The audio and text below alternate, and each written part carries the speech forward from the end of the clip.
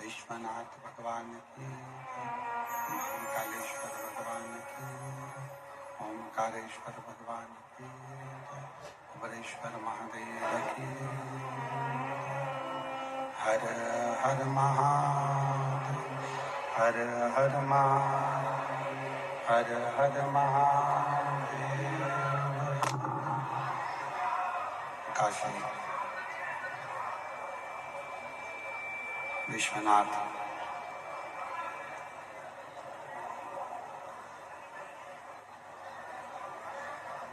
ओगरदानी त्रिकालदर्शी कैलाशी अविनाशी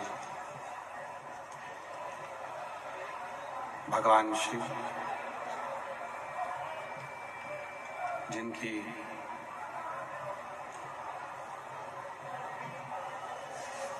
पुनीत पावन पवित्र महापुराण की कथा भगवान विश्वनाथ जी की कृपा से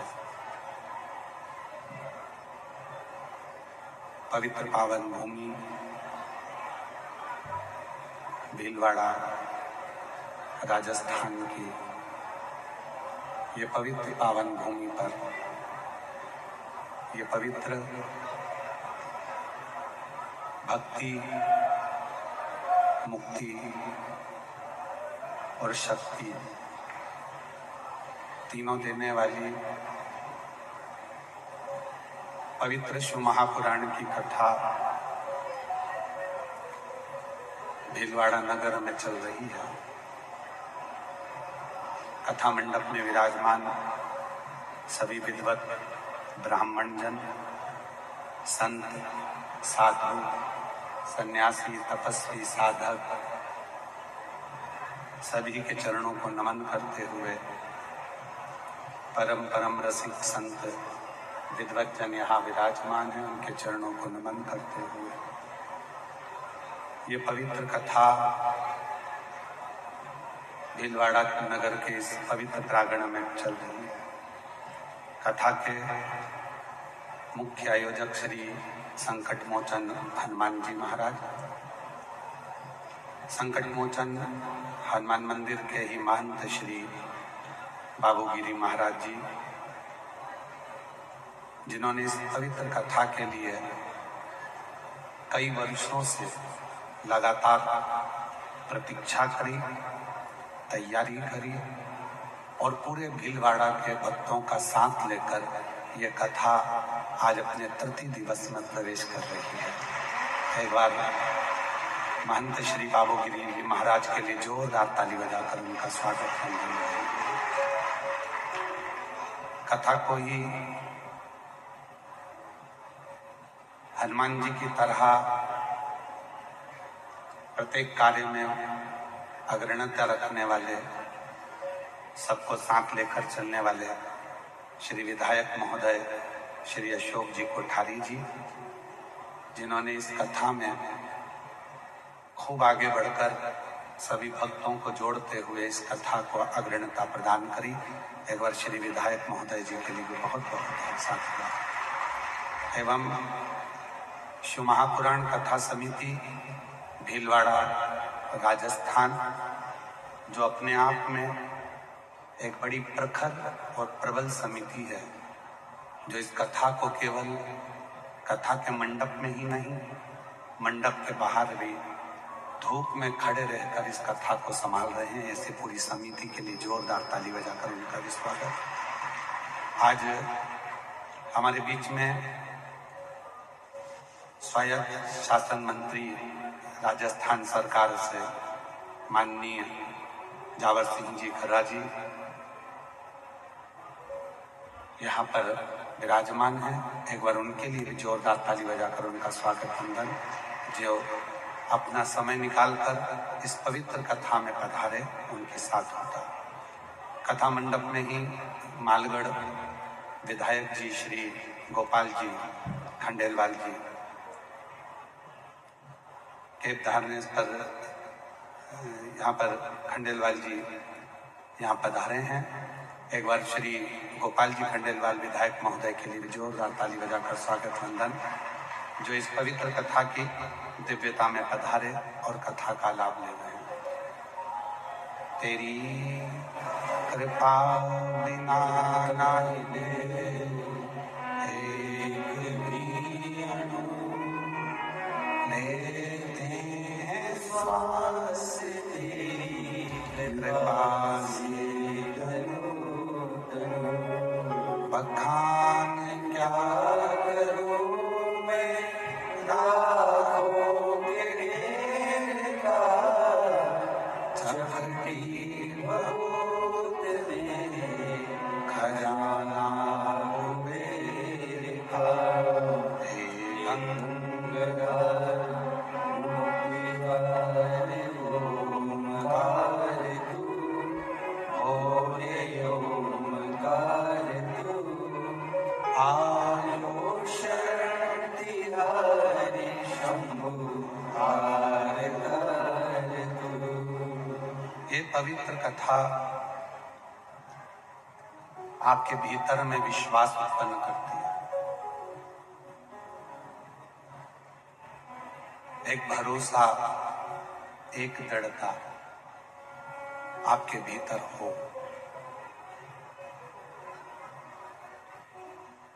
और विश्वास केवल एक ऐसा है जो परमात्मा को भी हमारे लिए पृथ्वी पर लेकर आ सकता है।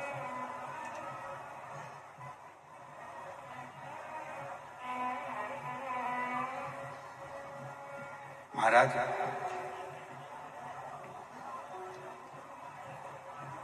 पत्थर मूर्ति बनाता है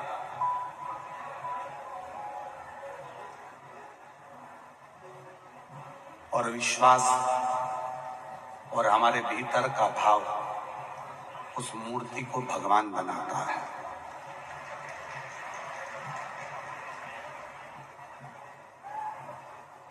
ये ठीक है, इधर वाला ठीक है।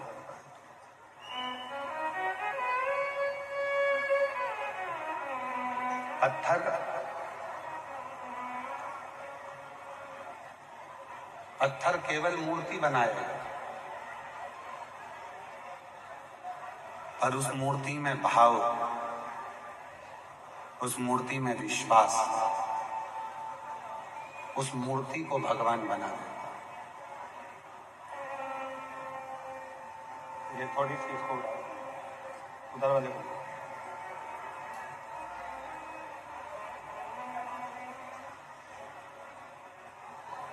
आपका विश्वास कितना है, आपका भरोसा कितना है,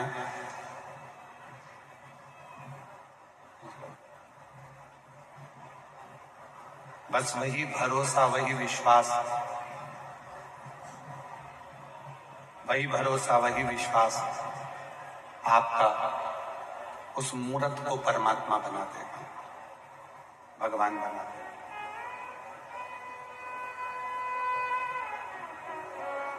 कई लोग कहते हैं कि गुरुजी, क्या घर के पास में मंदिर में जाना जरूरी है जल चढ़ाने के लिए, एक लोटा जल चढ़ाने के लिए? हम कहते हैं कि जल तो आप घर में भी चढ़ा सकते हो, एक लोटा जल अपने घर में भी, जो शिवलिंग है, भगवान शंकर का शिवलिंग विराजमान है, उसको चढ़ा सकते हो। पर जब हम अपने घर से लोटा भरकर जल लेकर निकलते हैं तो अपने घर के 3 दोष केवल जल लेकर निकलने में ही शांत हो जाते हैं। पहले नंबर का है पितृ दोष, दूसरे नंबर का है वास्तु दोष और तीसरे नंबर का है काल सर्प दोष। जब हमारे घर से हम एक लोटा जल लेकर मंदिर के लिए, शिवालय के लिए, भगवान शंकर के शिवलिंग के लिए निकलते हैं तो ये तीनों दोष हमारे धीरे धीरे धीरे धीरे समाप्त हो जाते हैं।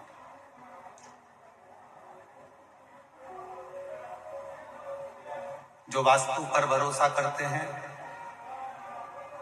हम उनको भी प्रणाम करते हैं, जो काल सर्प दोष पर भरोसा करते हैं हम उनको भी प्रणाम करते हैं, जो पितृ दोष पर भरोसा करते हैं हम उनको भी प्रणाम करते हैं।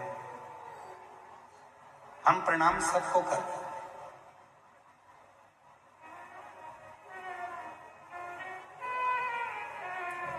वास्तु के कहने पर आपने बाथरूम तोड़वा दी, वास्तु के कहने पर आपने सीढ़ियां तोड़वा दी, वास्तु के कहने पर आपने रसोई घर बदल दिया, वास्तु के कहने पर आपने स्थान बदल दिया, पानी का स्थान बदला, रसोई घर बदला, सब कुछ बदला। पर ईमानदारी से बोलो, उसके बाद भी क्या तुम्हारे घर में शांति रही? उसके बाद भी तुम्हारे घर में क्या वैभव रहा? नहीं। क्यों? शिव पुराण कहती है कि आपने सब कुछ बदल कर देखा पर अपना दिल बदल कर नहीं देखा, अपना मन बदल कर नहीं देखा, उस दिल को नहीं, उस मन को नहीं। और जिस दिन आपने अपने मन को, अपने चित्त को, अपने हृदय को थोड़ा सा, ज्यादा नहीं, हम फिर निवेदन करेंगे आप सबसे, ना आपको साधु बनना है, ना आपको सन्यासी बनना है, ना आपको साधक बनना है, ना आपको उपासक बनना है, आपको तो गृहस्थी बनना है, घर में रहना है और घर में रहकर भगवान की अविरल भक्ति को स्मरण करना, घर में रहना। आपको कुछ नहीं बनना, जिसको बनना है उसको बनने दो। कोई कहे कि हम सन्यासी बनेंगे, उसको बनने दो। कोई कहे हम साधु बनेंगे, बनने दो। कोई कहे हम संत बनेंगे, बनने दो। आपको नहीं बनना। आपको तो दुनिया का सबसे बड़ा आश्रम होता है गृहस्थ आश्रम। उस गृहस्थ आश्रम में रहकर अपने बच्चों का पालन पोषण करो, अपने पति के साथ रहना, अपनी पत्नी के साथ रहना, अपने माता पिता के साथ रहना और उनके साथ रहकर उनको खुश रखकर उस भगवान का अगर मुख से दिन भर में 24 घंटे में एक बार भी राम नाम, कृष्ण नाम, शिव नाम निकल जाए तो समझ लेना तुमसे बड़ा कोई सन्यासी नहीं, तुमसे बड़ा कोई साधक नहीं है, तुमसे बड़ा कोई संत नहीं है, तुमसे बड़ा कोई उपासक नहीं।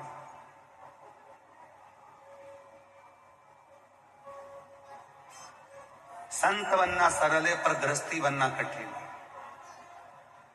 इधर से बच्चे खींचे, इधर से बहुएं खींचे, इधर से परिवार के लोग खींचे, उधर से माता पिता खींचे, इधर से पत्नी खींचे, इधर से कोई खींचे, और उस बीच में रहकर भगवान का भजन करके बताओ, कठिन।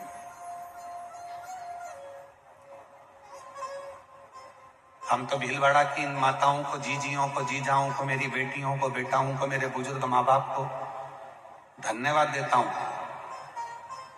इतने बड़े भीलवाड़ा में से आप वो किस्मत वाले हो, वो भाग्यशाली हो जो अपने घर का काम कर कर भी, परिवार को संभाल कर भी भोलेनाथ जी के लिए 3 घंटा निकाल कर कथा में आकर बैठे।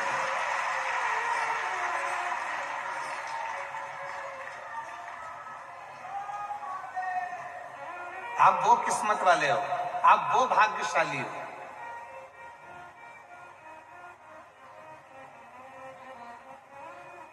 समय तो कभी मिलना ही नहीं है, जिंदगी में कभी किसी को समय नहीं मिलेगा, कभी नहीं मिल सकता। आखिरी में प्राण छोड़ोगे तब भी कहोगे कि थोड़ा सा और काम करो। मरते दम तक भी सही आपको समय नहीं,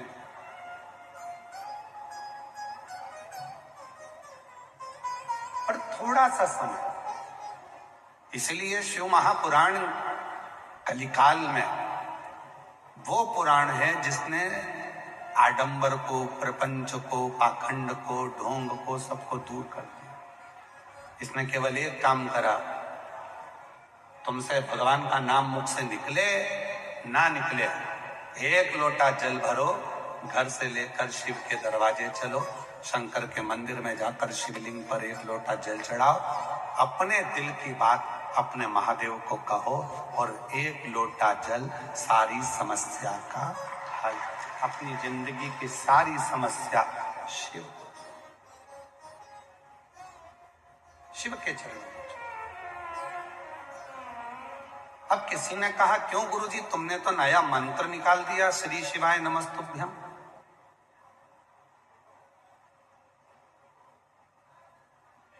क्या मतलब होता है श्री शिवाय नमस्तुभ्यम का? शिव जी के चरणों को मैं प्रणाम करता हूं, शिव को प्रणाम, शिव को प्रणाम।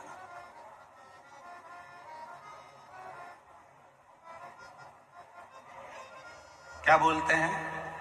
श्री शिवाय नमस्तुभ्यम, श्री शिवाय नमस्तुभ्यम, श्री शिवाय नमस्तुभ्यम, श्री शिवाय नमस्तुभ्यम। ओम नमः शिवाय का मतलब क्या है? शिव जी को मैं प्रणाम करता हूं, ब्रह्मांड के रचना कर्ता को मैं प्रणाम करता हूं। नमः शिवाय का मतलब क्या है? शिव को मैं प्रणाम करता हूं, शिव को मैं नमन करता हूं। श्री शिवाय नमस्तुभ्यम का मतलब क्या है? शिव को मैं प्रणाम करता हूं, नमन।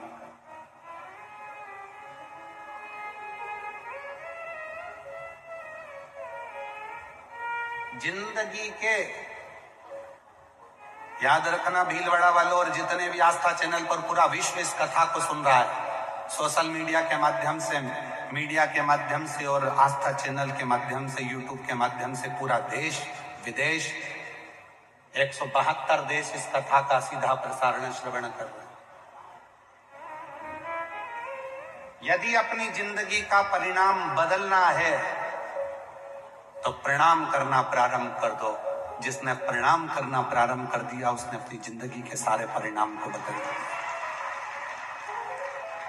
और श्री शिवाय नमस्तुभ्यम है क्या?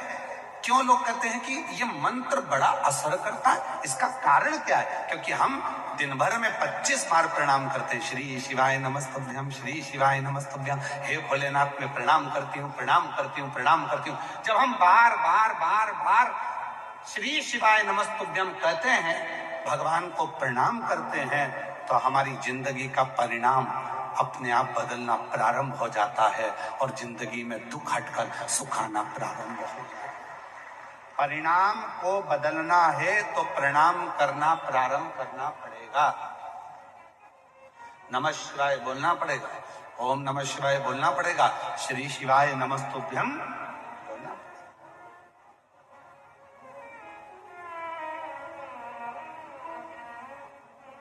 प्रणाम करें। और महादेव नमन चरणों में। मेरी जीजियां सब बोलेंगे, मेरे जीजा जितने बैठे हैं, मेरे बेटी बेटा जितने मेरे बुजुर्ग माँ बाप बैठे हैं, सब बोले साथ में, ओम महादेव नमन चरणों में स्वीकार कीजिए, सबका किया है मेरा भी उद्धार कीजिए, उद्धार कीजिए। हे त्रिपुंडधारी, हे त्रिशूलधारी, हे त्रिपुंडधारी, हे त्रिशूलधारी, चरणों में तेरे बाबा जी पावन है चारों धाम। चरणों में तेरे बाबा जी पावन है चारों धाम। तेरी देव करते वंदना, पूजे है सीताराम। तेरी देव करते वंदना, पूजे है सीताराम। हो जाए पूरी कामना, हो जाए पूरी कामना, उपकार कीजिए, सबका किया है मेरा भी उद्धार कीजिए, उद्धार कीजिए। हे त्रिपुंडधारी, हे त्रिशूलधारी, हे त्रिपुंडधारी, हे त्रिशूलधारी। प्रणाम परिणाम को बदल देता।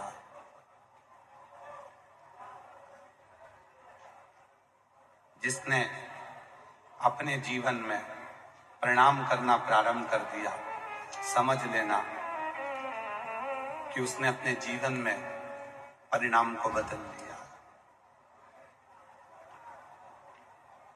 क्यों करते हैं हम भगवान शिव की पूजन?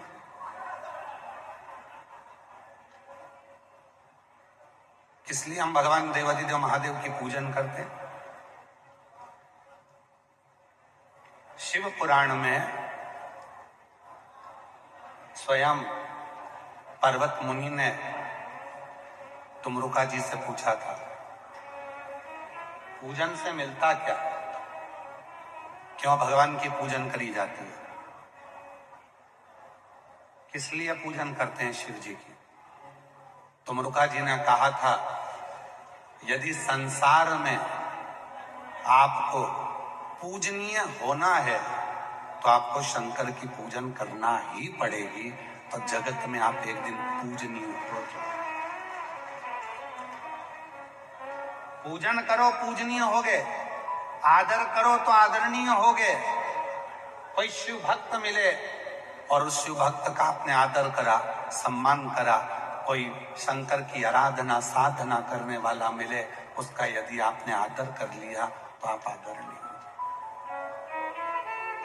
3 दोष एक लोटा जल चढ़ाने से समाप्त हो जाते हैं। 3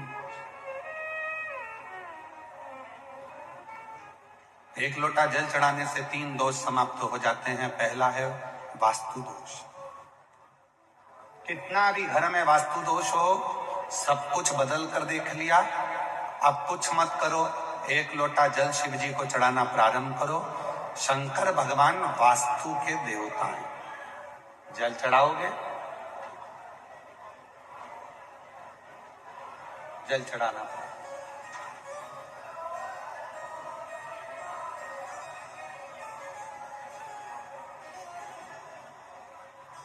पितृदोष लग गया। किसी ने कहा कि तुम्हारे घर में पितृदोष है, बहुत कष्ट है, बहुत परेशानियां चल रही हैं, बहुत दुख है। 1 रुपये कमाओ, 1.25 रुपये खर्च हो रहा है, घर में कोई ना कोई बीमार पड़ा हुआ है। किसी ने कहा पितृदोष लग गया। पितृदोष लग गया। वास्तु के देव हैं शिव, पितरों के देव हैं शिव। 1 लोटा जल जब हम घर से लेकर चलते हैं तो पितृदोष भी समाप्त होता है, और 1 लोटा जल लेकर जब हम शंकर को चढ़ाते हैं तो वास्तु दोष भी समाप्त होता है। और तीसरे नंबर पर है काल सर्प दोष। ये दोष कैसे लगता है? काल सर्प दोष लगा कैसे? क्यों कहा ब्राह्मण देवता ने पत्रिका देखकर कि तुम्हें काल सर्प दोष है? पहले के समय में ये दोष नहीं होता था। बुजुर्ग माताएं बैठी हैं, पूर्व समय में बहुत बड़े बड़े ज्योतिषी होते थे। जितनी बुजुर्ग माता बैठी हैं 80 साल 85 साल 70 साल की, उनके भी गांव में, उनके भी पीहर में बहुत बड़े बड़े ज्योतिषी होंगे, और कभी उन्होंने किसी के मुख से नहीं सुना होगा कि काल सर्प दोष होता है। कभी नहीं सुना। अभी अभी एक दोष चालू हुआ जिसको कहते हैं काल सर्प दोष। कहां से प्रारंभ हुआ? उसका प्रारंभ का कारण क्या है? उसके प्रारंभ का एक ही कारण है। क्या कारण है? पहले के समय में भगवान को स्नान कराते थे। घर में जो थाली में, पात्र में भगवान को स्नान कराते थे, उस स्नान का जल, भगवान के स्नान का जल हम पेड़ों में, पौधों में, बगीचे में डाल देते थे। अब भगवान के स्नान का जल हम बगीचे में नहीं डालते। अब हम भगवान के स्नान का जल पेड़ों में नहीं डालते। हम भगवान के स्नान का जल हम क्या करते हैं? उसके स्नान का जल, परमात्मा के स्नान के जल को ले जाकर तुलसी के क्यारे में डाल देते हैं। अब तुलसी के क्यारे में डाला तो गणेश जी महाराज का भी स्नान तुमने थाली में कराया, शिव जी का स्नान भी तुमने थाली में कराया, शालिग्राम भगवान का स्नान भी थाली में कराया, लड्डू गोपाल का स्नान भी थाली में कराया, देवी जी का स्नान भी थाली में कराया। एक ही थाली में तुम्हारे मंदिर में जितने भगवान हैं सबको तुमने थाली में रखा, लोटा उठाया, सब पे जल चढ़ाया, सबका स्नान कराकर और पहुंचकर तुमने मंदिर में वापिस रख दिया। सबके स्नान का जल एक साथ ले जाकर तुमने तुलसी जी में डाल दिया। माता तुलसी में किस देवता का जल जाना चाहिए, माता तुलसी में किस देवता का जल पहुंचना चाहिए, ये दुनिया के लोगों को नहीं मालूम। तो सारे देवता का जल जब माता तुलसी में जाना प्रारंभ हो जाता है तो फिर धीरे धीरे धीरे धीरे वो काल सर्प दोष का रूप रख लेता है। काल सर्प दोष। इसलिए पहले का नियम अपनाओ। जल को, अगर भगवान के स्नान का जल है तो उसको ले जाकर तुलसी में मत डालो, उसको ले जाकर एक बगीचे में, एक गमला हो, तुम्हारे घर में कोई पौधा हो, कोई गमला रखा हो, उस गमले में उस जल को डाला करो।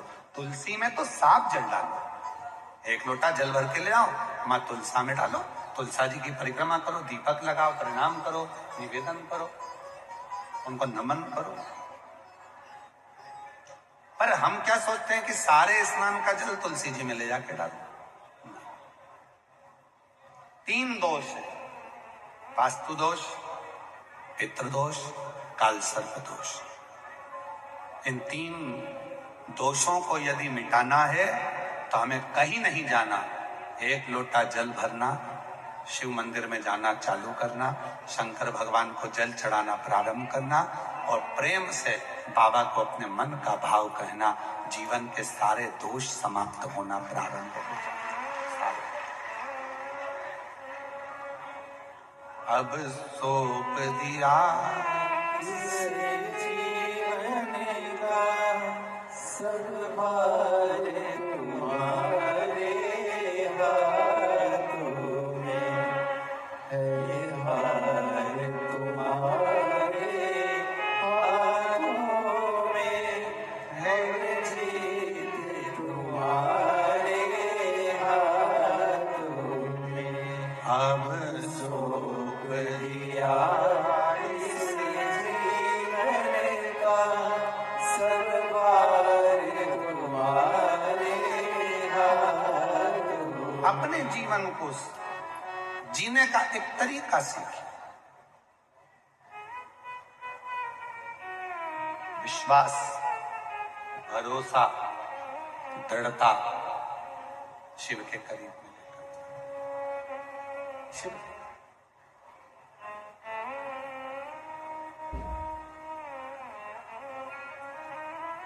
कितनी भी अच्छी मूर्ति बना लो,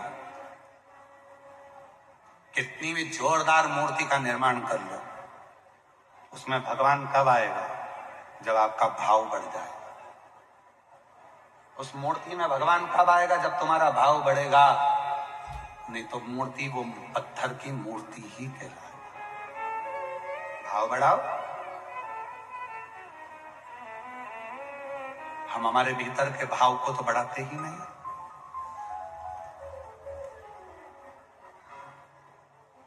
कितना मौसी सास आई तो तुम उसको भाव से प्रणाम कर रही हो, मौसी सास को नमन कर रही हो। मामी सास आई तो उनको भी खम्मा घड़ी साहब, उनको भी प्रणाम कर रही हो, उनको भी नमन कर रही हो। मामा सा आए तो मामा सा को प्रणाम किया, खम्मा घड़ी मामा सा, उनको भी नमन। भाव, और भाव की दौड़ कितनी प्रबल होती है। आपने जब भाव से मामी सा को प्रणाम किया, आपने भाव से मामा सा को प्रणाम किया, आपने भाव से मौसी सास को प्रणाम किया, तो वो तुमसे इतना प्रेम करती है कि जीजी तेरी बहू बहुत अच्छी है। पर जीजी से तो पूछो कि वो कितनी अच्छी है। जीजी से पूछो, जीजी तो अब जब से शादी हुई, बहू आई, उस दिन से रोज एक गाना सुनती है, दिल के अरमा आंसुओं में बह गए।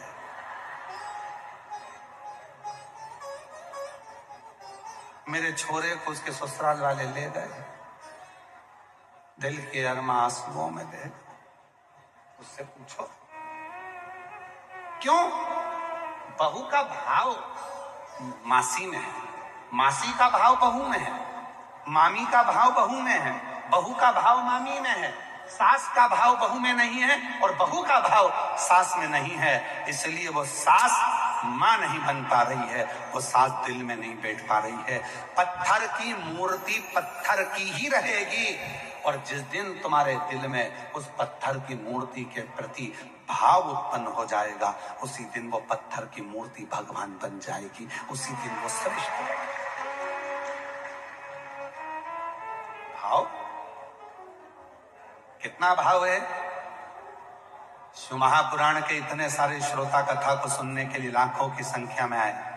1 2 3 4 5 पंडाल लगे हैं, पीछे एक बड़ा पंडाल और लगा है, 6 पंडाल लगे। 6 पंडाल में पांव रखने की जगह नहीं है। कोई इनसे पूछे क्यों आए हो तुम लोग कथा सुनने के लिए, तो कहेंगे बाबा सुनता है।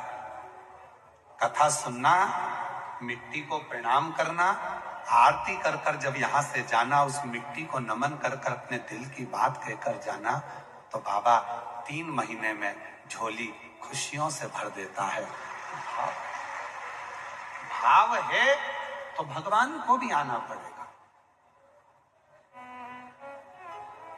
एक कथा आती है शिव महापुराण की, बड़ी सुंदर कथा है। महाराज, एक ऋषि हुए व्याघ्रपाद,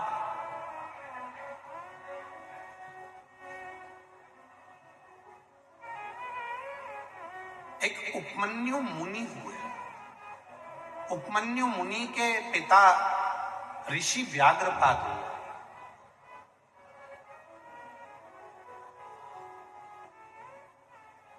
व्याघ्रपाद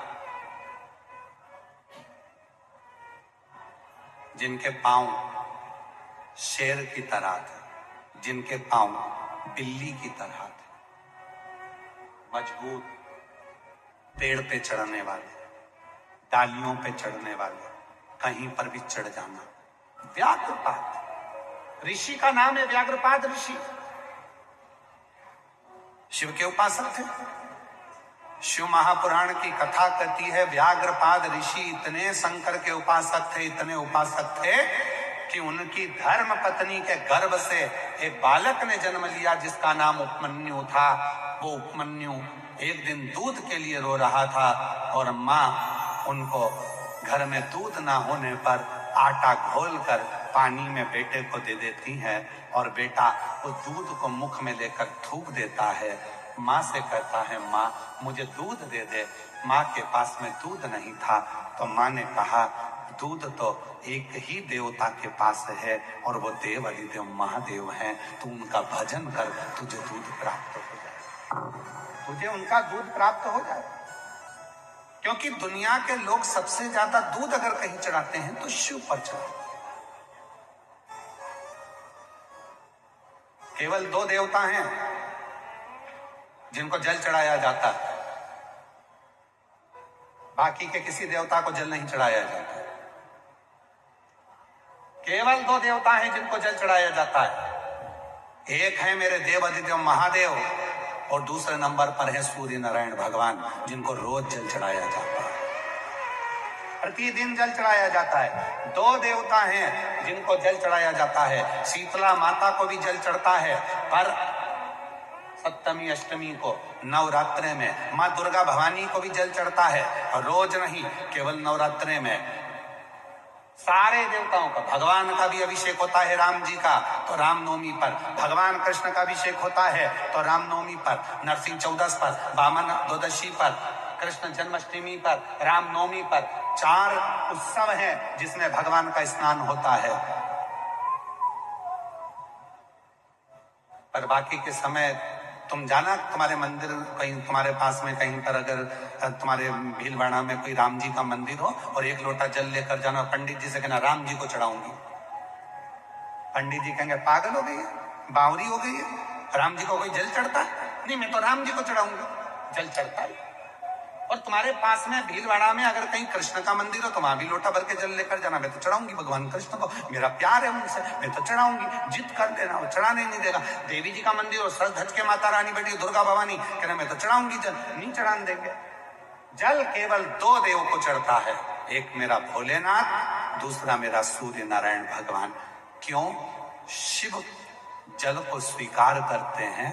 केवल एक देव, 33 कोटि देवता में भगवान शंकर एक ऐसे देव हैं जिनको जल चढ़ता है और 33 कोटि देवता उस जल को शिव जी से ले लेते हैं। शंकर को चढ़ाया और सारे देवताओं को मिल गया। सारे पितरों को जल देना है, शिव जी को जल चढ़ा दो। गंधर्वों को जल देना है, शिव जी को जल चढ़ा दो। तुम्हारे को नागों को जल देना है, शिव जी को जल चढ़ा दो। किन्नरों को जल देना है, शिव जी को जल चढ़ा दो। पितरों को जल देना है, शिव जी को चढ़ा दो। इंद्र को जल देना है, शिव जी को चढ़ा दो। जैसे वृक्ष है, पेड़ है, तुम्हारे सबके घर में बगीचा होगा, तुम्हारे सबके घर में फूल लगे होंगे, तुम्हारे सबके घर में तुलसी का पौधा होगा, तुम्हारे सबके घर में कोई ना कोई गमला होगा।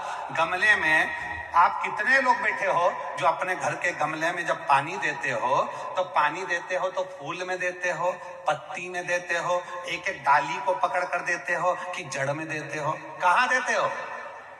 जम के बोलो जरा। जड़ में देते हो। फूल को तो नहीं देते ना? बोलो बोलो बोलो। नहीं देते। डाली को तो नहीं देते। पत्ती को केवल एक जगह पर पानी दिया जाता है और फूलों को मिल जाता है। केवल एक जगह पर पानी दिया जाता है, पत्ती को मिल जाता है। केवल एक जगह पर पानी दिया जाता है, डाली को मिल जाता है। उसी तरह 33 कोटि देवता को अगर जल चढ़ाना है तो शिव पर जल चढ़ाना प्रारंभ कर दो, 33 कोटि देवता को प्राप्त हो जाता है। शंकर को और उस जल का फल खाली नहीं जाता।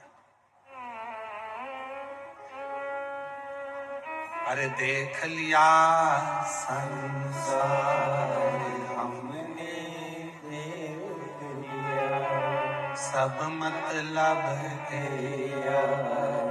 हमने देख लिया, झूठे नाते झूठे रिश्ते, झूठे नाते, झूठे रिश्ते, झूठा है संसार हमने देख लिया, सब मतलब हमने देख लिया, देख लिया संसार हमने देख लिया, सब मतलब है यार हम। हमने देख लिया। हमारे दीनानाथ जी एक लाइन गुनगुनाते हैं, संसान तक साथ देने वाली साथी है मित्र गंग के जल बिंदु पान तक, हर धांधली बढ़ेगी तो केवल मकान तक, परिवार के सब लोग चलेंगे इस मसान तक, बेटा भी हक निभाएगा तो अग्नि दान तक, इससे तो आगे भजन के साथी, हरि के भजन बिन अकेला रहेगा, हरे मन ये 2 दिन का मेला रहेगा, कायम ये जग का झमेला रहेगा। एक जगह पर जल चढ़ाना प्रारंभ कर दो। याद रखना, कई माताओं के भीतर भेद है। सियोर वाला महाराज कहता है 1 लोटा जल सारी समस्या का हल। कई माताएं जो आज तक पूरा 1 लोटा जल शिव जी को चढ़ा ही नहीं पाई है, मंदिर जाती है, गणेश जी दिख जाते हैं, पहले उनको चढ़ा देते हैं, पास में पार्वती जी बैठी मिल जाती है, उनको चढ़ा देती है, उसी में से जल फिर शंकर जी को चढ़ाती है, थोड़ा थोड़ा थोड़ा कार्तिकेय को भी चढ़ा देती है, फिर उसी में से जल शिव जी को चढ़ा देती है। अब सीवर वाला बाबा तो के थक गया, 1 लोटा जल सारी समस्या का हल। शंकर जी बोले रोज कहती है मेरी मुराद पूरी करो, मेरी मुराद पूरी करो। भगवान के 1 लोटा जल तो चढ़ा और सबसे कह रही है मैं रोज जाती हूँ 1 लोटा जल लेकर। सही में कितना समय हो गया? 3 महीना, 4 महीना, 6 महीना, 8 महीना। अच्छा 1 लोटा जल? हाँ। अरे तुमने चढ़ाया कब? थोड़ा सा लेकर पार्वती जी के पास पहुंच गई, थोड़ा सा लेकर गणेश जी के पास पहुंच गई, थोड़ा सा जल कार्तिकेय के पास पहुंच गए।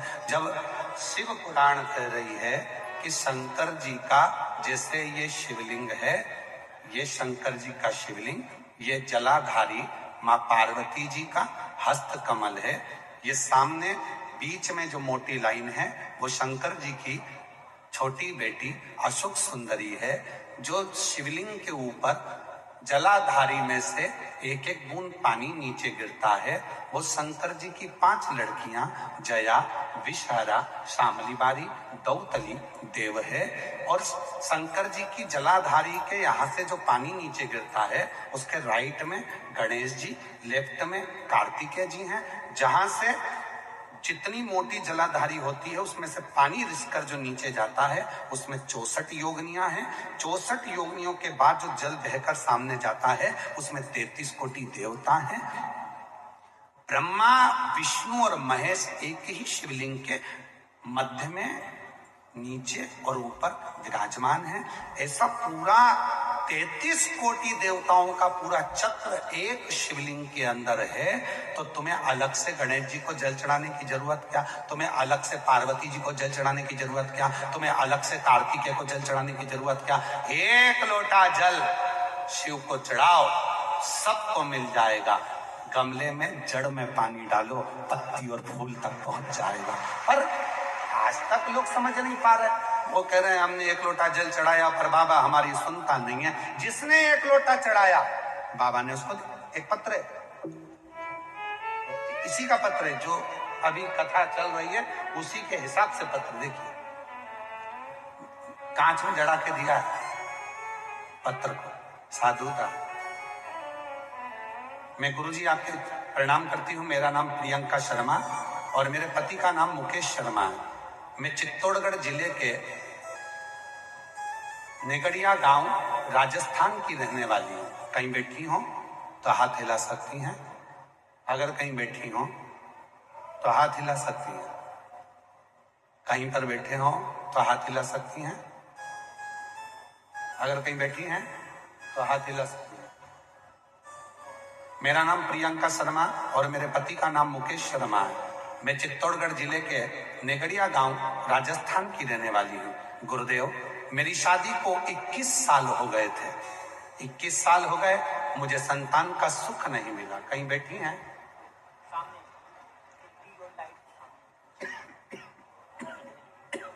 हाँ दिख गए बेटा, आ जाओ ले आओ। शादी को 21 साल हो गए, मुझे संतान नहीं थी गुरुदेव। ऐसा कोई डॉक्टर नहीं बचा दिल्ली से मुंबई तक का जिसके मैंने इलाज ना करवाया। जगह जगह जाकर खोदी भरवाई पर भी संतान नहीं आई। सब हिम्मत हार गए। 21 साल निकल गए, आस छोड़ दी। जब पूरी आस छोड़ दी तब मेरी ननद ने बताया कि आस्था चैनल पर प्रदीप मिश्रा जी की कथा आती है, वहां आसन लगाकर सुनो।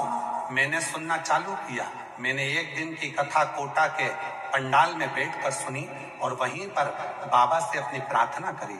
गुरुजी, आप कहते हो कि कथा के पंडाल में वही जाता है जिसको शिव जी को कुछ देना होता है। मैंने भी सोचा मुझे बाबा ने अगर कोटा में कथा सुनने बुलाया है तो मुझे भी कुछ गिफ्ट जरूर देगा। मैं कोटा में पहुंच गई। एक दिन की कथा वहां सुनी। वहां के पंडाल की मिट्टी को आरती के बाद अपने गर्भ पर लगाया, बाबा को प्रणाम करा, वहां से लौट कर आ गई। गुरुदेव, मंदिर रोज जाने लगी, झाड़ू लगाने लगी, पोछा लगाने लगी, रोज जल चढ़ाने लगी और सफेद आंकड़े की जड़ का प्रयोग करा। कुबरेश्वर धाम गई, वहां कंकर शंकर की पूजन करी और रुद्राक्ष भी लिया। उसे रोज तांबे के कलश में गलाकर भोलेनाथ पे चढ़ाकर आचमन करती। 3 महीने बाद फिर से सफेद आंकड़े की जड़ का फिर प्रयोग करा और बाबा की ऐसी कृपा हो गई गुरुदेव। 21 साल के बाद मेरे गर्भ से 3 जनवरी 2024 को मेरे गर्भ से बच्चे ने जन्म लिया। मैं बाबा को प्रणाम करती हूँ। 21 साल के बाद मेरे बाबा ने मेरी झोली। अब ईमानदारी से बोलना मेरी जीजी हो, 21 साल में कोई आस लगा के बैठा रहेगा क्या? 21 साल में किसी को, बाबा जरा विचार करना, क्या 21 साल बाद किसी को संतान हो सकती है क्या? शादी के 21 साल बाद? यहाँ तो दुनिया 2 साल 5 साल में हिम्मत हार जाती है। इसने भी हिम्मत हार दी थी, पर इसकी ननद ने कहा तू आसन लगाकर कथा तो सुन। टीवी के सामने बैठकर आसन लगाकर कथा सुनी। कोटा में पहुंच गई कथा सुनने के लिए। वहां की मिट्टी, हम आपसे भी कहते हैं जिनको जल्दी है वो कथा में बिल्कुल मत आओ। आप में से कई माताएं भाई बहन ऐसे हैं जिनको ट्रैफिक में फंस जाएंगे, जल्दी निकल जाए, जल्दी निकल जाए। और भगवान ने एक दिन सोच लिया कि तुझे बहुत जल्दी है तो मैं ऊपर ले जाने की भी जल्दी कर दूं, तो क्यों जाना जल्दी? किसी भी कार्य में जल्दी नहीं करना। मंदिर है, आराम से जाओ, तुम्हारे घर का काम हो जाए तब जाओ। जरूरी नहीं है कि मैं अब भी जाऊंगी, मेरे घर में इतना काम पड़ा और अब भी जल चढ़ाऊंगी। नहीं, तुम पूरा काम निपटाओ। पति के लिए टिफिन बनाओ, बच्चों को स्कूल पहुंचाओ, आराम से सास के लिए भोजन बनाओ। तुम्हारा माता पिता बीमार हैं, सास ससुर बीमार हैं, उनकी सेवा कर लो। सेवा करने के बाद बच्चे लोगों को टिफिन मिफिन बनाकर आराम से उनका सारा काम निपटा कर जब फ्री हो जाओ तब एक लोटा लेकर मंदिर जाओ। बाबा भी कहेंगे आ गई, खाओ। सबका काम करी आई, खाओ। किसी का दिल तो नहीं दुखेगा? नहीं। अब मैं सबका काम कर कर आखिरी में अपने पापा से, अपने बाबुल से, अपने पिता से मिलने के लिए आई हूं। और बाप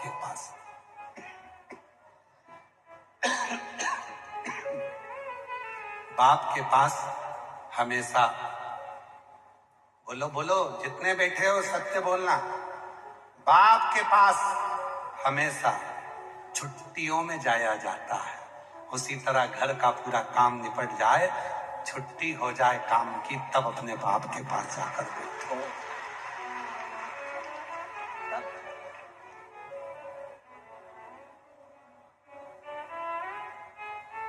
अब इधर पति चिल्ला रहा, कहां चली गई? मंदिर में बैठी लोटा जल चढ़ा रही, पति आवाज लगा रहा, सास ससुर उधर आवाज लगा रहे, बच्चे चिल्ला रहे, mummy tiffin tiffin tiffin, school जाना है, स्कूल मैं अभी आई जल चढ़ा के 2 मिनट में। वहां भी मन नहीं लग रहा, वहां भी मन नहीं लग रहा। स्कूल में बच्चे तैयार बैठे और वो मंदिर में बैठ के वहां भी मन नहीं लग रहा, जल्दी जाना जल्दी जाना जल्दी जाना। और भगवान कह रहा है, ना जी भर के देखा, ना कोई बात की, बड़ी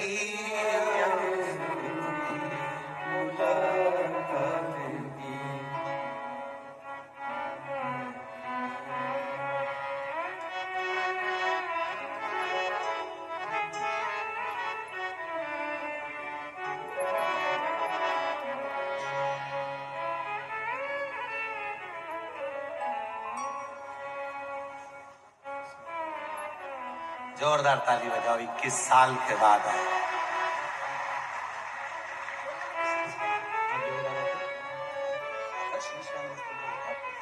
बोलो इसमें, बोलो श्री, बोलो बोलो श्री शिवाय नमस्ते।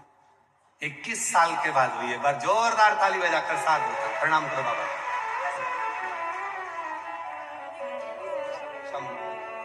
शिव की सब शिव।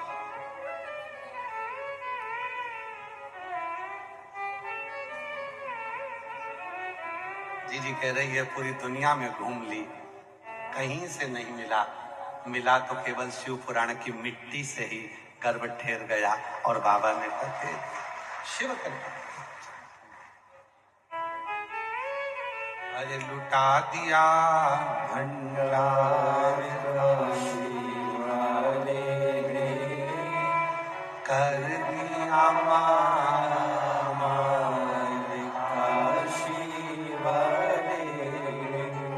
जो जैसी भावना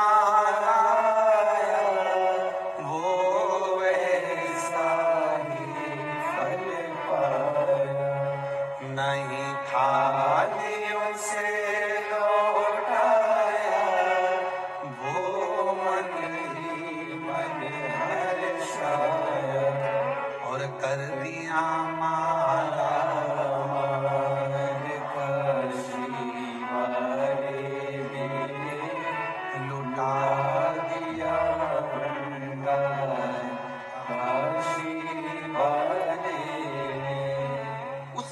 आश्रित हो, उसके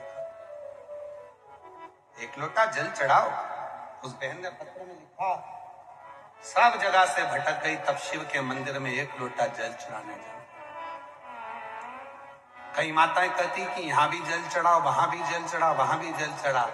आप कहते हो कि केवल शिव को चढ़ाओ, बाकी के सबको मिल जाएगा। वही किया और शिव की कृपा से 21 साल के बाद मेरे बाबा ने मेरी गोदी में संतान।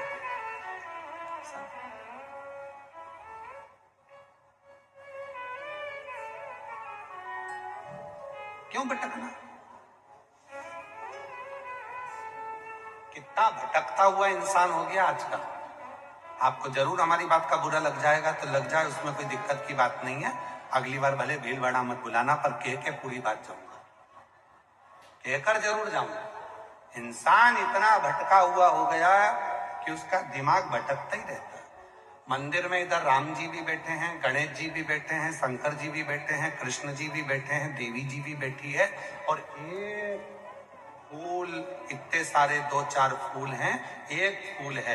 अब मन में सोच रहा है, राम जी को चढ़ाऊं कि कृष्ण जी को चढ़ाऊं कि गणेश जी को चढ़ाऊं, इनको बुरा लग गया तो इनको बुरा लग गया। इतना चतुर इंसान फूल की पत्ती तोड़ ली, किसी को बुरा नहीं लगना चाहिए। श्री गणेशाय नमः, राम जी तुम्हारी जय हो, सांवरिया सेठ की जय हो, देवी जी की जय हो, भैरू जी की जय हो, दत्त भगवान की जय हो, शंकर जी की। शिव जी ने मन में सोचा कि मेरे तो मंदिर में नारियल भी नहीं फूटता, मेरे मंदिर में नारियल भी नहीं फूटता। वचन दिया था मैंने मां पार्वती को, आज तेरे पुत्र का शीश कटा है, आज के बाद मेरे मंदिर में किसी का शीश नहीं कटेगा, किसी का शीश। मेरे मंदिर में तो नारियल भी नहीं फूटता, तो ये फूल कैसे टूट गया? केवल एक शिव का धाम ऐसा है जहां पर ढेर सारा चावल चढ़ाने की भी मनाही है। एक चावल का दाना, वो भी आका, टूटा हुआ नहीं, उसे पसंद ही नहीं। वचन दिया है पार्वती को, वचन उसको आज तक निभाया है। एक दाना चावल का चढ़ाओ पर आका चढ़ाओ। अब तुमने तो भैरू जी, देवी जी,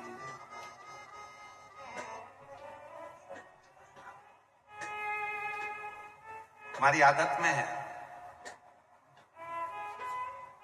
तुम्हारी आदत में भरा हुआ है।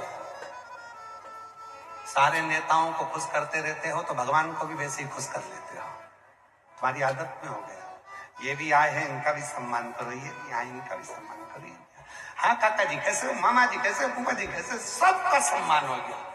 और बाद में पीछे पान की दुकान पे बैठ के सबको गाली बकते, सब बेकार है, किसी काम के नहीं है, क्या काम के वो, सबको कहते। अच्छा ईमानदारी से बोलो, फूल ले गए तो तुम्हारे मन में आया कि सबको चढ़ाना पड़ेगा, ठीक है? बोलो बोलो, जम के बोलो, सही है कि गलत है? अरे बोलो तो भीलवाड़ा की जीजियो। फूल लेकर गए तो तुम्हारे मन में आया कि सबको चढ़ाना पड़ेगा, और इस जगह पर धतूरा लेकर जाते तो फिर राम जी नजर नहीं आते, फिर कृष्ण नजर नहीं आते, फिर देवी नजर नहीं आती। धतूरा मतलब कांटा, कांटा मतलब एक ही स्वीकार कर सकता है, वो शंकर। किसी मंदिर में नहीं जाते, धतूरा लेके हर देव शंकर भगवान बोले बस ऐसा समर्पण चाहिए, सारी भीड़ में तो कांटा भी लेकर आए तो मुझे ढूंढे, और फूल भी लेकर आए तो मुझे ढूंढे, मैं तेरा हो जाऊं और तू मेरा हो जा, बस यही। अब इससे ज्यादा समर्पण और क्या चाहिए? अच्छा धतूरा तुम्हारे पास में, तुमने सोचा कि राम जी को चढ़ाऊंगी?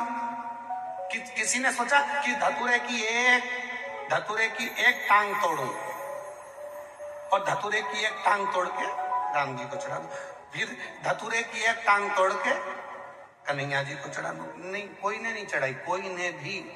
फूल था, तुम घर में भी ऐसे ही करती हो, घर में भी अगर धतूरा है तो शिव जी को चढ़ाओगी, और अगर एक फूल है ना तो गणेश जी को, ठाकुर जी को, लड्डू गोपाल को, यमुना महारानी को, इनको उनको सबको चढ़ा छोड़ो के एक ही फूल में धतूरा। फूल की टांग तोड़ दी तुमने, पर धतूरे की नहीं तोड़ी। तो मालूम था धतूरा केवल एक ही स्वीकार कर सकता है, और वो स्वीकार करेगा तो देवाधिदेव महादेव करेगा, कोई दूसरा नहीं कर सकता। शिव, केवल शिव। और जब एक पर अपना ध्यान केंद्रित हो जाता है, सब कुछ प्राप्त होता है, सब।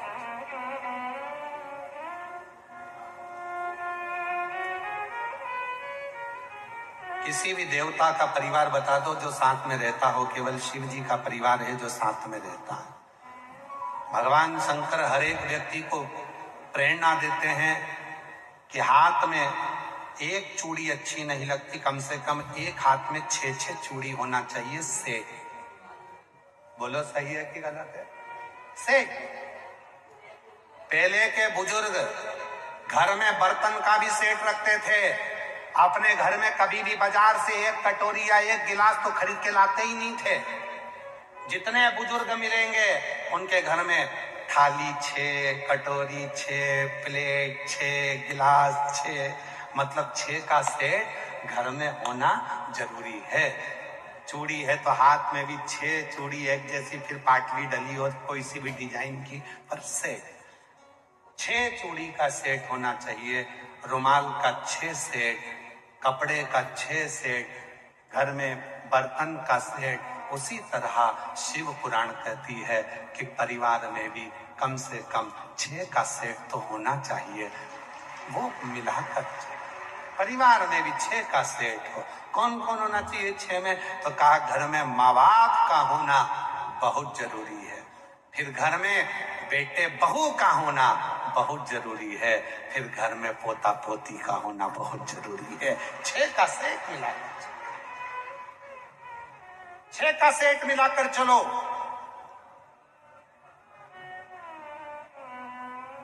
छह से कम नहीं होना चाहिए। फिर किसी ने कहा दादी मर जाएगी तो 5 ही हो गए। काय को हो गए? बेटे की शादी करो, बहू आ गई, फिर 6। दादा निपट गया तो काय को टेंशन लेते हो? बहू के छोड़ा हो गया, फिर 6।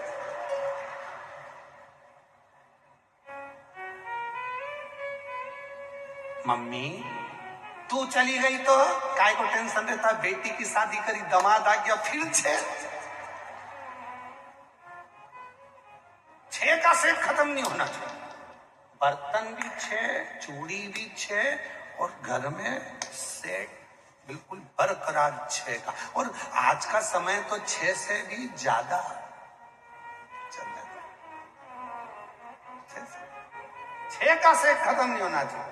इससे ज्यादा तुम पर अगर कहीं सावरिया सेठ की कृपा हो जाए और तुम्हारे घर में 2-2, 4-4 छोरा छोरी हो जाए, तो ये तो नाथद्वारा वाले श्री जी बाबा की कृपा और सावरिया सेठ की कृपा, क्योंकि वो सबको खूब बनता है।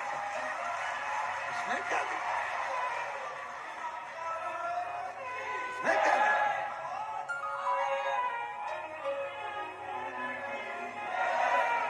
वो कहना, अरे भरो रहे भंडार सावरिया सेठ जी,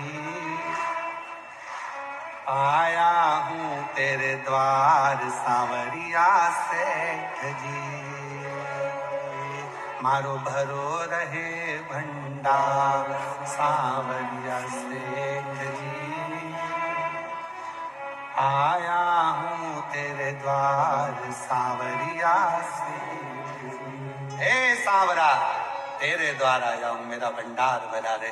वो फिर तुम्हारी मर्जी, पर 6 का सेट जरूर। 6 का सेट डाउन नहीं होना चाहिए। सेट डाउन हुआ गड़बड़ हुए हो ना। घर में बुजुर्ग माँ बाप का होना जरूरी है, घर में बच्चों का होना जरूरी है।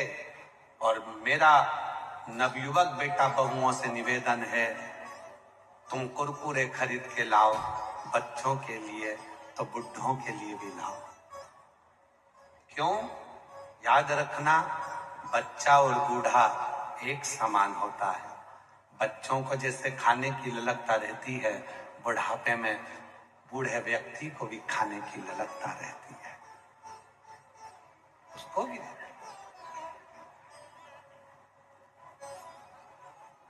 हमने पहले कथा में एक बार कहा था,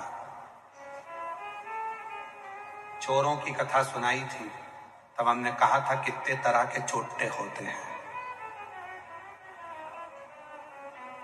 हमने कथा में कहा था महाराज जी कि चोटे कितने तरह के होते हैं। जो दूसरे के घर में बिना बिना घुस जाए, बिना पूछे घुस जाए, वो भी बोलो बोलो बोलो चोर है। किसी का सामान रखा था, बिना बोले उठा लिया, बोलो चोर।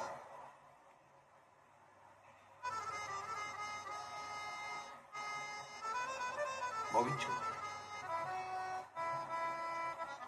किसी का सामान उठा कर ले गए, बोलो चोर।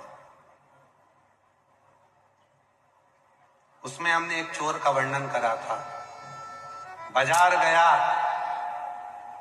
आइसक्रीम खरीद के लाया, पिज्जा खरीद के लाया, कुरकुरा खरीद के लाया, चुपचाप से लाके अपनी पत्नी को खिला दिया और नीचे माँ बाप बैठे रहे, उनको नहीं दिया तो चोटे कहलाओगे। तो भी चोर हो। जो माँ बाप से छुपाकर पत्नी और पति दोनों खा गए, अपने बच्चों को खिला दिया, तो भी तुम चोर कहलाओगे। इसलिए निवेदन है, बच्चों के लिए कुछ लेकर आना तो घर के बुजुर्गों के लिए भी जरूर लेकर आना। 2 पुड़िया बंधवा लो, भले ऊपर के लिए 20 रुपए की, नीचे के लिए 10 रुपए की, पर लाओ तो, माँ बाप को देओ तो, माता पिता को कुछ देओ तो, चोर नहीं कहलाओ। और मुझे ऐसा लगता है तुम में कई चोटे बैठे हैं। ऐसा नहीं है कि चोटे नहीं है।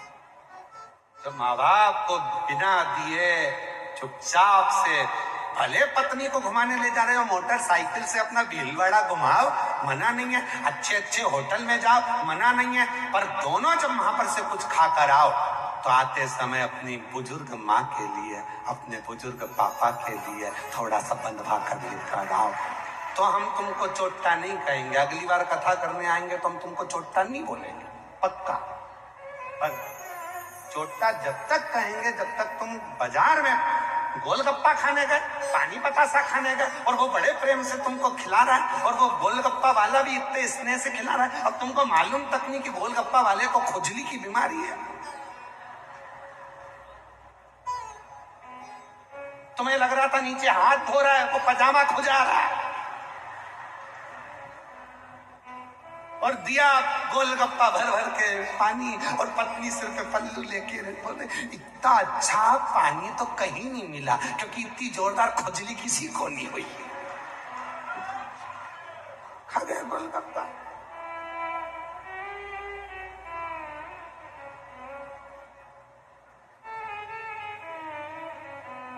और किसी किसी पानी बतासे वाले को सर्दी भी होती है, ऐसा नहीं, सर्दी। कितने का दूर, कितने का? 10 रुपए का, अब भी दिया, अभी जो घोला। लो मैडम, लो मैडम, ऐसी जोरदार मुंडा खोल खोल के खा रही जैसे सुरसा हनुमान जी को निगल मार रहे। क्या जोरदार गोलगप्पा है भगवान, इतना जोरदार गोलगप्पा। इतना तो अपने घर में भी नहीं बनता इतना अच्छा, क्योंकि अपने घर में एक्स्ट्रा माल नहीं डलता। सर्दी वाला इतना अच्छा नहीं। ए भाई, कितना पुराने समय में कितने जोरदार जोरदार गीत बने हैं, उसको संभल के। ए भाई, जरा देख के चलो, आगे भी पीछे भी सब दूर तुम्हारा ध्यान होना चाहिए। शिव कथा कर रही है, बच्चों को खिलाने ले जा रहे हो, पत्नी को खिलाने ले जा रहे हो, भले माँ बाप को लेकर नहीं जा रहे, पर थोड़ा सा अपने माता पिता के लिए बुढ़ापे में उनको भी खाने का शौक होता है, थोड़ा सा उनके लिए। पापा, मम्मा, आज हम होटल गए थे ना, वहां से आपके लिए ये लेकर खुश हो, दुआ देगी कि मेरा बेटा आज भी मुझे याद रखता है, हर जगह मुझे स्मरण करता है। जो दुआ मिलेगी ना, वही जिंदगी में तुम्हें सफलता की ओर लेकर चली जाएगी, वही सफलता। और मत बुरे कर्म कर बनेंगे, वरना पछताएगा, भगवान की आंखों से तू बच नहीं पाएगा, तू बच नहीं पाएगा। अरे ओ अज्ञानी, मत करना रानी, तेरे कर्म का फल भी तो ही पाएगा, जैसा किया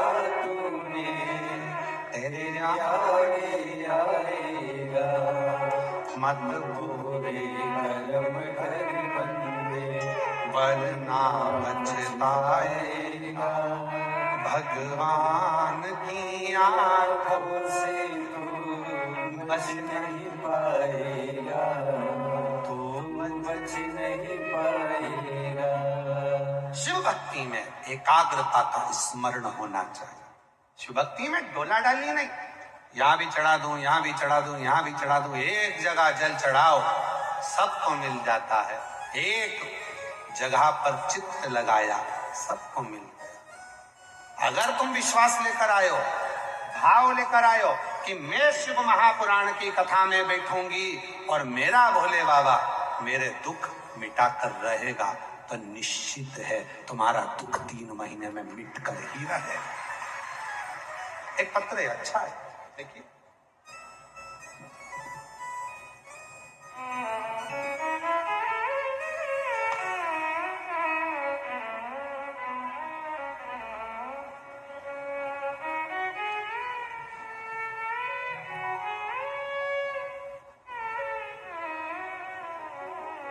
मेरा नाम मंजू राकेश पाटोदिया, निवासी सराफा बाजार भीलवाड़ा। कहीं बैठे हो हाथ हिला सकते हैं। मेरा नाम मंजू राकेश पाटोदिया, निवासी सराफा बाजार भीलवाड़ा। कहीं बैठे हो तो हाथ हिला सकते हैं। आप ही हैं, आ जाओ, बेलपत्र लेकर जाइए। महंत श्री बाबूगिरी जी महाराज को बहुत बहुत धन्यवाद और आभार, जिनकी वजह से कथा श्रवण करने को मिली है। पूज्य गुरु जी प्रणाम। मेरे गर्भाशय में गांठ हो गई थी, 2-3 डॉक्टरों को दिखाया, गांठ बहुत बड़ी थी। डॉक्टर ने तुरंत ऑपरेशन करने का कहा। तुरंत ऑपरेशन की बात सुनकर घबरा गई थी।